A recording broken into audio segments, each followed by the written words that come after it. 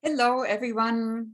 Today, our theme is about guides, guardians, angels, crossed over loved ones, and how they show up in our lives. In my program on how to meet your guides, guardians, and angels, I talk a little bit about how they can show up like color, sound, fragrance, symbol, power animal, angelic forms, many different forms, and not to judge. But how do they do it in our 3D world, outside of ourselves, not when we're inside our frame of soul, our third eye center? How can guiding ones, guardians, and angel show up in 3D, three-dimensional? Well, here are the most common signs. One is when a guiding one or angel or crossed over loved one pierces with their light from the higher regions down through the lower astral level. Here we would see a pling, like a gold or silver spark right in front of our normal eyes. We would see a spark, like a split second, and it would not be over here, it would not be over here, it would be right in front of us because they want to get our attention. And why the light spark? Because, there are light in that sense. So they want to show us, hello, I'm here, I'm light. I pierce through, and we see it as a spark.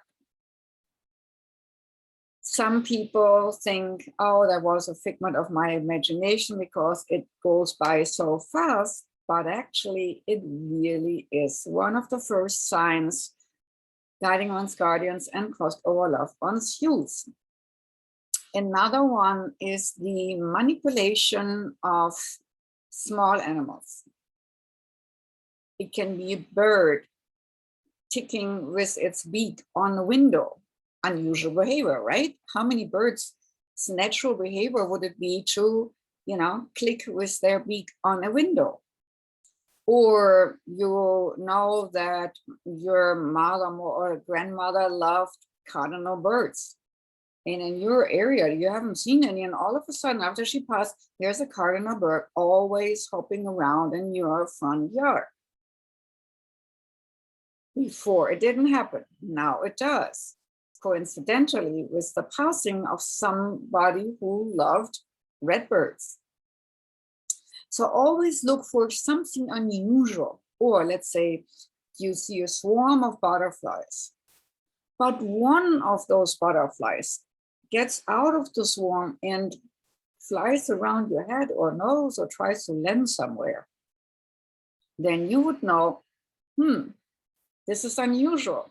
Who might that be? And then ask a question. Yeah, maybe go along your, is it a guide? Is it an angel wanting to get my attention? Or is it a crossed over loved one? If it says crossed over loved one, that feels right to you. Your sense says, yes, crossed over loved one. Yeah, when you ask, the first thing which comes to mind, give yourself some credit because that's the right answer. Don't second guess yourself. And then you go through the list and say, well, who is it? Is it uncle so-and-so or grandma or father or mother or brother or boyfriend, whoever crossed? And when you feel, oh, that's them, trust it. Trust is a big part in communicating with spirit. Without trust, there is no communication. And I had with my best girlfriend an agreement. She loved owls, I loved butterflies. So we were having an agreement that if I die first, I would show up to her as an owl because she loves owls. And I would do something which gets her attention. And she, because I love butterflies, she said, well, if I'm still getting chills thinking about it, if I go first, I will be a butterfly or steer a butterfly and I will land on something blue because we're coming together from a certain blue world and had a commitment here to teach. So she said, I will be a butterfly only landing on blue. And here we were in the desert, no butterflies around on a hike. And all of a sudden, my son and I are standing, picking up some crystals in Payson area, and 2 butterflies come and circling around us everywhere, and then land on something blue. And then again on something blue. And my son says, Mom, it's weird, but I think about your best girlfriend, Paola. I think it's her who gives us a sign. I mean, he didn't know about that agreement.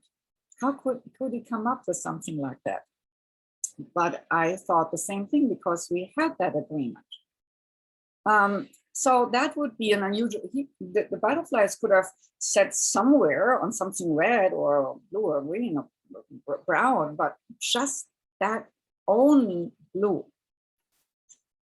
Maybe there are some people who know about science of butterflies and why they would land only in blue.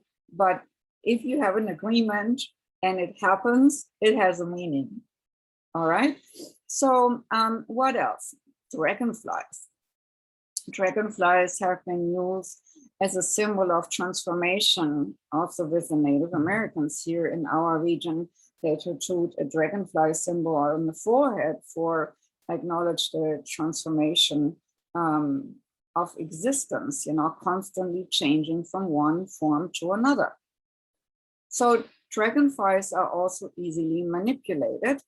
And when you, for example, see a dragonfly, which is maybe not usual, there's no pond nearby, but you see one always having that behavior and sitting on your, let's say, car antenna.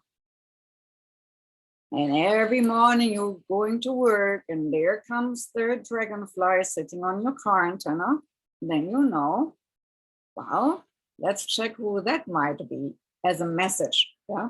It's not that they are these animals, it's just that they learn to take over this tiny little body to be able to manipulate this tiny little body for a short period of time. So we have birds, butterflies, and dragonflies.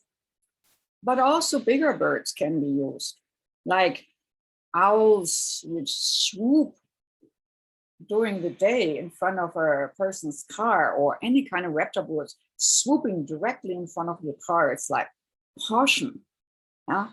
Don't go too fast. Something like that, because it gets our attention like, ooh, this was close call.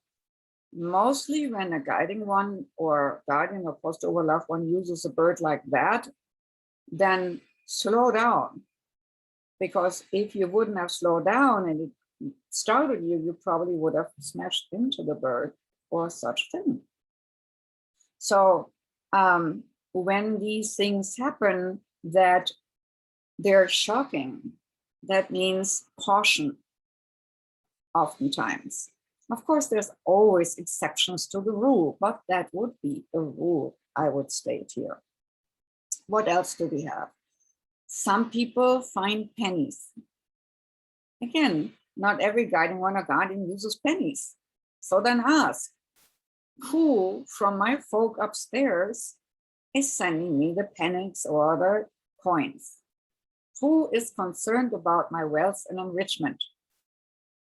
Who wants to say to me, pay attention, wealth is laying on the street, you just have to grab it. And then trust your answer. Yeah? I always would ask, is it a guide? Yes, no. Is it an angel? Yes, no. Is it a post-over loved one? Yes, no. And if it's a yes, check on the names, and then you know. And then you can learn to associate that particular thing or behavior of an animal or finding something and so on to that particular crossover loved one or guide or guardian or angel. Now I have to say, angels come mostly with fragrances, but also crossover loved ones can come with fragrances. Angels mostly come with fragrances which are bloomy, but you couldn't say what it would be, what flower it would be. It's just like extra sensational, extraterrestrial, extraordinary. And you say, this is really smelling good. And it's not a perfume. You check, around your room, there's nobody there. Or if you're in the car with other people that you sniff around and it's not them, it's most likely an angelic being.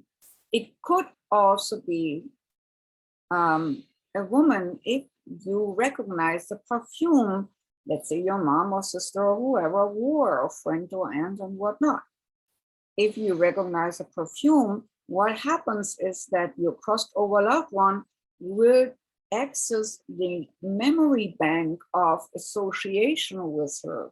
Oh, I remember my grandma always used Tosca fragrance. So when I smell Tosca perfume, I know grandma's close by, or the soul who had been my grandmother in this lifetime. Or if I smell cigarette smoke, I have a certain, and nobody else in the room smells it, then I know there's a certain person who triggers my memory bank who smoked. So it's not always a ghost experience when you have smoke smell around the house. So if you have a relative who smokes and you like them, or maybe even not, but and the first thinking is, oh, that's that one, you're most likely right. First association, first thought is mostly right, 99.9% right. When the minute you start to second guess everything, it crumbles. But you will be confirmed. My guiding ones always say, seeing is believing, confirmation comes to practice. So when your guiding ones or guardians or or loved ones want you to associate with something, a smell, a fragrance, or whatever, they will do it several times. And they will do it in a way that you notice it's now not somebody else. And if it's only for you, you can sit in a car with several people, you're the only one who's smelling it, meaning it's meant for you and not the others. So it has to do with you and not them. Make sense? Okay, so what else do we have? We have pennies, and then is this typical angel number thing. We talked about that last time. 111, 222, 323. When you're guiding ones want to say, okay, you're in good alignment in this area, pay attention, you're good to go, then you have the alignment numbers. And if you see your birth dates, it might be a little bit more personal message like, okay, there's something with you. Remember, I'm here, I bore you, maybe your mom. Or this is an important cycle coming up. Pay attention to this because, our birth was important. So when you see our birth numbers everywhere, it's like, pay attention here, pay attention there. And then we can also have orbs. That's what was a specialty of one of my guides. When they taught me something, they taught me something inside. That means I went to school here in my third eye center. Actually, I went into the inner attic and there was a school bench and my guiding ones were like teachers and said, now we, like I do with you today, now we learn about this and now we learn about that. And do you have any questions? Just like in school, what's happening here at the third eye. And then later, to make it verifiable for me, they would send me somebody who speaks about the same thing. Or they sent me to a book. How did they do that? That I knew it came from them. They let me show not a silver gold spark where they pierced the reality. They produced a little light ball. And that ball, in my case, was a blue ball coming from the blue worlds there. And it had a, royal blue. So whenever I saw somebody speak and they all of a sudden had a little blue ball show up in my energy field of perception, it's like, oh, I have to listen to that person. Or I went to a bookstore and all of a sudden I saw this little blue ball show up by a book, I would definitely go there and check it out. And if the book then would get warm in my hands, I know I have to read this one. This is for me, hot information, because the books oftentimes went warm when I touched them, like the energy was wanting to be acknowledged. So your guiding ones and guardians or crossed over loved ones can also use and produce these energy balls, these orbs. We talk about orbs a little later, but these are color balls. They are not big, but you can see them with open eyes, and they can last a little bit longer as these gold silver sparks, which are really like a blip in time and space. They will last longer because they're produced with energy concentration. It's almost like spirit guides create a little ball of a frequency and say, here, see this. That's why they're lasting a little bit longer. Then we can ask who's guide using what color, or who's crossed over loving, or crossed over loved one using what color. And that's why in my protocol on how to meet your guides, guardians, and crossed over loved one, I'm asking, what color frequency are you working with me? Because everything has a signature frequency. So what is it, our signature frequency, you're working with each other?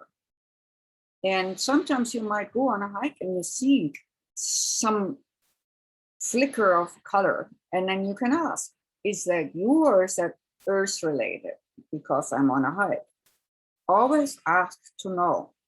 Never presume. Asking, you will get an instant answer through your inner knowing. And then just trust it. Okay, so we have the orbs. Okay, then sometimes spirit shows up in big orbs. With our modern cameras, we can see orbs sometimes at dusk and dawn fairly easily. And if there's a lot of spirit activity, sometimes we see pictures with hundreds of orbs around. Or we have, just an orb here and there at a wedding. When I do weddings, oftentimes people, photographers, even though they are not necessarily spiritually inclined, they're just focusing on getting the best and most profound picture. But let's say I had a couple and she had lost her son and she wanted her son to be visible, that she knew he was paying attention, his mother is happy again, and so on. So I asked the spirit to show himself. And later in the picture, we didn't see it with our regular third eye, three-dimensional eyes, but in the picture we saw a big orb right next to her while she was doing her vows, and that was her confirmation.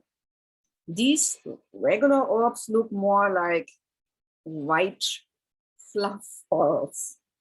Sometimes we can see faces in them. There might be a kid's face or a young man's face or an old woman's face or a grumpy person's face. There could also be a face which looks like extraterrestrial or like a diva, or there's so many different possibilities what you can see in an orb. But if you see in an orb, you most likely will see something in there. If you see a face, again, ask, who is this face belonging to? Is it a nature spirit? Is it a crossed over loved one? Is it a face of a guide? Asking questions will give you more precise answers, as if you just like, oh, there's an orb. Interesting. Rarely are orbs in colors. I'm not talking these small little orbs, these tiny balls, which are sent by guiding ones to pay attention here. I'm talking about these bigger energy orbs we see in these photographs. These orbs, again, they can be from a variety of entities. Oftentimes when somebody died a painful death, it can leave an imprint. Even that can be showing up as an orb, an imprinted scenario. Let's say somebody died in a bed, and in an old house where the bed stood, there's always showing up this orb. This is an energy imprint in time and space. But that would most likely not have a face in it. So there's a little differentiation. So you could also say, is this an imprint in time and space? What happened here? Or is it something like moving along? I know a photographer, she is specialized in these photography of orbs and phenomenon. Her name is Anna Kalea. And she has this tuning in with her camera and says, okay, show me what's here. And in her photographs, you see all sorts of things showing up. It's phenomenal. So they're not only orbs, they can also be ethereal shapes. One of my most precious photos is when we went to a ruin here in the Southwest. There are a lot of ruins like from the Native American times. And there is one in Clear Creek. So we went all the way up with our son to show him the views and show how they did it, carving out the rooms. And we are on top, and my little son, about 5 years old, looks at a flower. And he's fascinated looking at that flower. Just so my husband took a picture. And lo and behold, in that picture, we could see an energy coming out of it. It was a Devic being belonging to that flower. It was a flower deva. And we didn't know what he was looking at until we saw the picture, because he could see this orb, but this orb didn't have a humanoid or such face in it. This orb had almost like a organic growth in it, almost like stems, but definitely not it was not a mirror projection of the plant in a higher etheric form. It looked different, but it was flowing. You could see spirit, but it was also like a ball. So spirit can definitely show itself in many forms. In the same picture as it shows us the slope down, we saw in the trees or in against the background of some of these scrubs which are there on the downslope, red sparks. And when we went down, we realized that certain areas were warm. So these red dots were energies of spirits which were still connected to that place. That can happen too, so that you are connecting with energy spirits of a place which are maybe guardians of that place. Might not have necessarily something to do with crossover loved ones or your particular guide. So when you see something, feel something, ask, is it relating to me or is it relation to the place? Same when you are in a hotel room and you're getting a certain, let's say, fragrance of something, and it could be, let's say, a cigarette smoke, and it could be your uncle who smoked, but somehow you didn't sense or think about your uncle. You ask, is it my uncle or is it somebody who maybe died here or is related to this place here? And when you ask, you get an answer. So always ask. What else can be there? When guiding ones and guardians do a music shift, and also crossed over loved ones do that often, they change a music channel. So they can manipulate electricity and manipulate electromagnetic fields, make things flicker. Not every flickering light is from a poltergeist or negative spirit, so do not be scared. Check in. Again, ask the question, is it to do with me? Or is it just a spirit passing by through the house? That sometimes happens when you have your house on a ley line and a lot of spirit using the ley line or the energy line as a, like a data autobahn. Spirits love using these energy lines, these ley lines to go from one place to another, because it makes it easy to be anchored to the energy flow. So then ask, is this in regards to me or to the place? And if it's in regards to you, ask questions. Yeah? Is it a guide, angel, crossed over loved one? And sometimes you will find that you might have the protection of a crossed over loved one you never even thought of that you would have it. Sometimes people love you in a sense of soul, and you don't even remember them anymore. I have seen it many times in mediumship readings that people show up, they loved you at one time. For example, high school sweethearts. You did not really realize that they were having such a big crush on you. Why? Because they were so related to you. And now on the other side, they think about you fondly. They're in their full love presence, they're nothing but love on the other side. And so they want to protect the ones they're connected to. It's like a soul family connection. And then here you might not even think about that person, how they were here.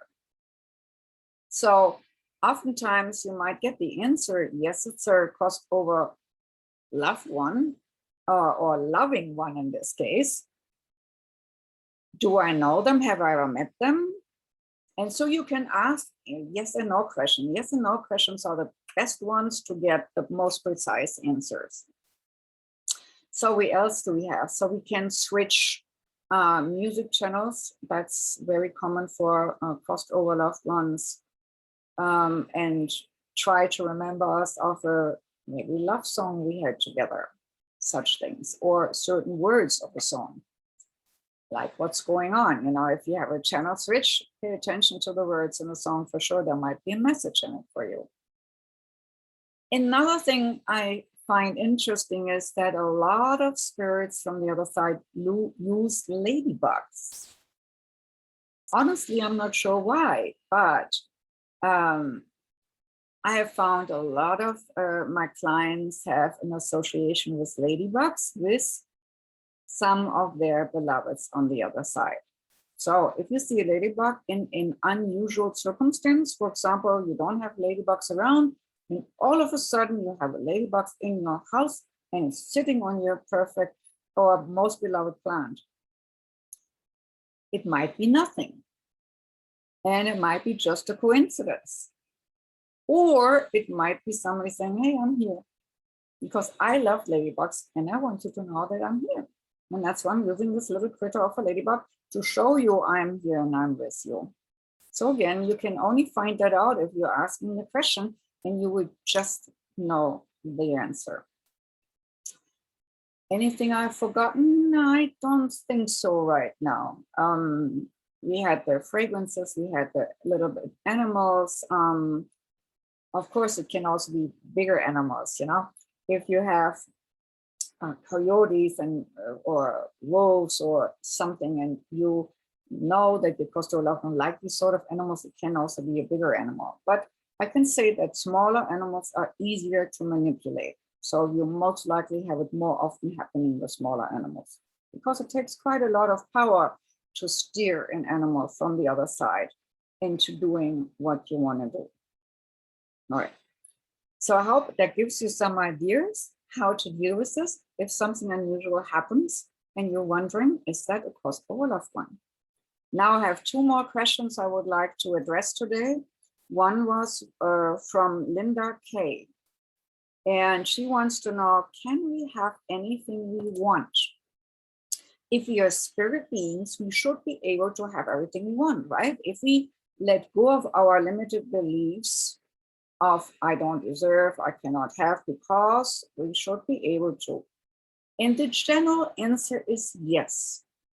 If you know the rules of manifestation, you can co-create in this three-dimensional reality.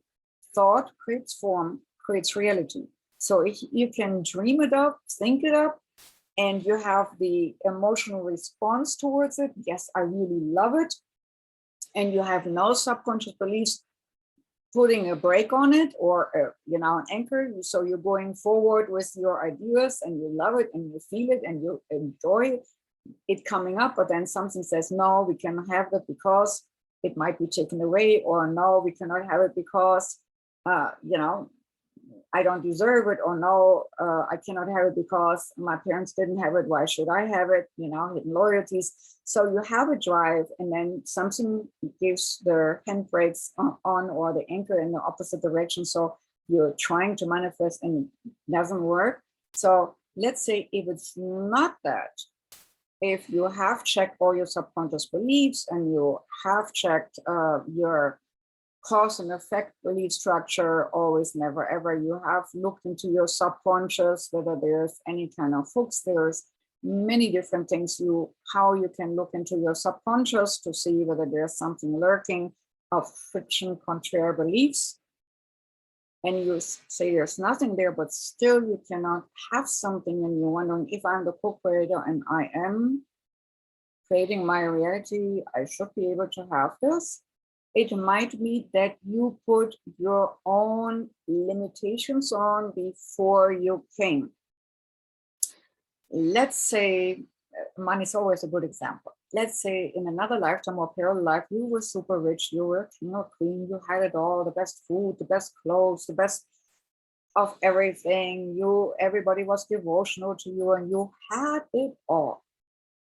And then let's say another lifetime, you were a merchant, and you did good trades, and you were really rich. You could have bought anything. You could even have bought a kingdom with your money, and you had it all. And then you saw things in between these incarnations. Been there, done that. Boring. Let's have some drama. Let's incarnate and have some scarcity. And let's go into a survival mode and see what creatively we can come up with to survive. If you have made a preordained agreement with yourself to say, I dive into this reality and I am exploring certain hardship to overcome them, or I dive into this reality to have certain hardship to bring them through the needle sphere and make something positive out of it, to come from a place of power and truth speaking so that I can help other people with their being stuck. Because I've been there, done that, I can relate and can therefore convince them to go a certain path and learn from me because I've overcome it. Then you as a soul put that parameter onto this existence here, and certain things you can try out and try out and try it, and it doesn't work. In my class right now, I do fast track to your psychic abilities. There is a module about aura theme, and I have some clients who can sense it, know the colors, just knowing it, and they got it right every time, but they cannot see with the third eye. And, with the physical three-dimensional eyes, physical eyes. They cannot see it in their mind's eye, in their third eye center, but not with their physical eyes. So they asked me, what could that be? In one case, this lady said, I want to explore a different thing. I've been a great seer. I've been seeing everything in this lifetime. I do not want to do it. So she bound her hands, so to speak, symbolically, not to see with the physical eyes, the auras or certain things, but to put her emphasis more on sensing and just knowing, to like hone that muscle of perception. And another person had an agreement because, they misused a certain power not to do that again. And so they agreed to have that access denied in this lifetime. It's okay. It's not good or bad. It just is. But that's why certain things are just sometimes unobtainable for us, because we set the parameters before. Or it could be a karmic thing, like cause and effect. In another lifetime, we were rich and now we have to explore being a little bit poorer. Or we were totally dominant and like king or queen, and dominate the whole area. And now we have to be domineered by somebody or something. So there's always a justice in things, even if it's not happening in the same lifetime. So that could also be the effect. In general, yes, the answer would be, can we have anything we want? Yes, but but if we haven't set the parameters for not having it all. Okay, and then a gentleman, I hope that answers the question, Linda. We can discuss more privately about it if you so desire. And then I had a gentleman ask me from India in regard of angels and healings. Can angels heal us? And if they do, how do they do that? I had in a previous episode talked about guardian angel nighttime workers, so that they cannot, flip over a steering wheel. They would use a sleeper who was trained in this purpose to help not to have an accident. But healing is a little bit different. Healing goes with frequency. Angels have a high frequency level. So when we are diseased, how does this easement happen? It happens slowly and over time by first having an ethereal distortion, I would say, this easement in the energy field, and then it slowly and steadily comes down into the physical body before we feel dis-ease or have a dis-ease. But there's first the form, there's first, I almost want to say like a thought form. There's first a matrix in existence until it comes down into the 3D world. So it shrinks into the physical form. An angelic being has a high frequency level. So how can an angelic being lift us out of our dis-easement? Just by doing it, lifting us up. It brings our frequency to a higher level. How can it do it? By reaching out, symbolically speaking, and giving us a certain vibration, so that that lower frequency thing, what we have in us, no matter what kind of dis-easement or disease it is slowly vibrating higher and up until it disappears. It's almost like, we have a knot, energy knot, or we have a knot, like if you have ever had a chain and there is a knot and we have to unravel that knot, which is, the tighter it is, the longer it takes to really unravel it.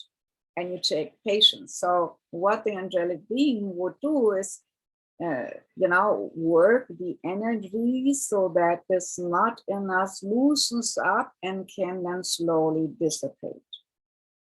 And that angelic beings can do, even your guiding ones can do it.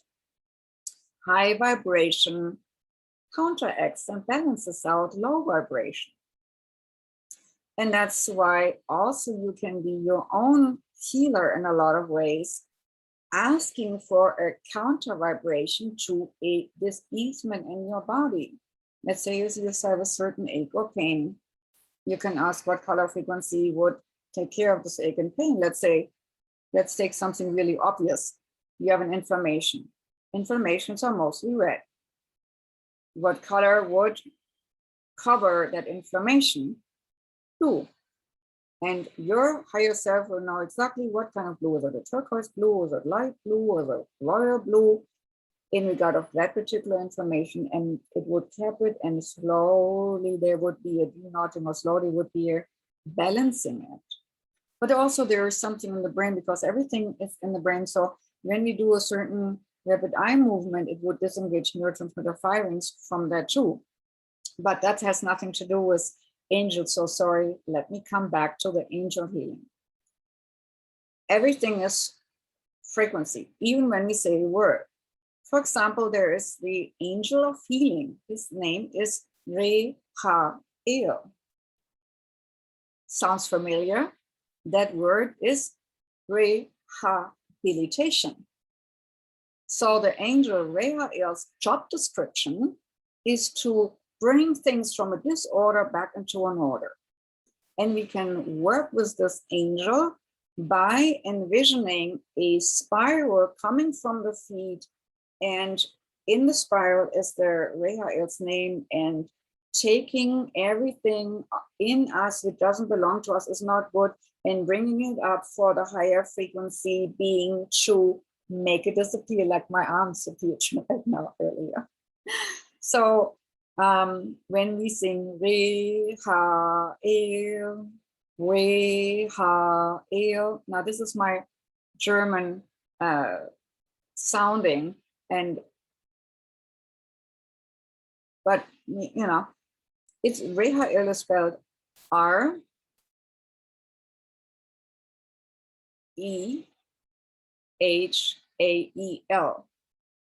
So in an American, you would sound it differently, but the sound for Reha-el is that, like rehabilitation, same thing.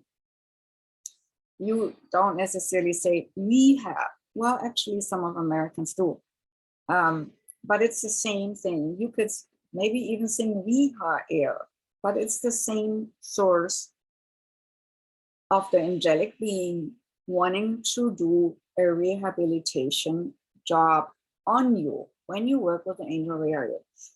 Every angel has a job description. So for healing, use Reha-el. El is like Son of God or Being of God, Being of Source. El, the shining light, is often time and ending in angelic names. I hope that answers the question. Thank you for this beautiful question. And you can also ask any angel and high frequency being who wants to be here for me today to help me with my dis-ease. Could be a dis-ease in finances, could be a dis-ease in physical ailment, can be a dis-ease in mindset, can be a dis-ease of thinking patterns.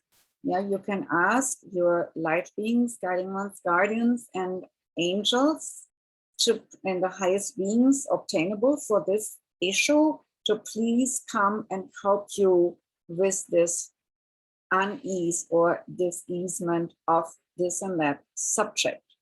And as I'm doing this, I'm thinking about something, I'm already having a tingling in my palms, knowing I get an instant response. So when you're opening your hands to receive, this is a signal, okay, she's ready to receive. Let's give her something. And right now, energy of healing is coming into my body for certain things I'm working on right now. So try it out. If you open your arms to receive and addressing the highest order of light beings, not dark beings, light beings, then they will come and help you. So that said, I wish you a great day, and I hope I could answer some questions. Bye-bye. See you till we see next time.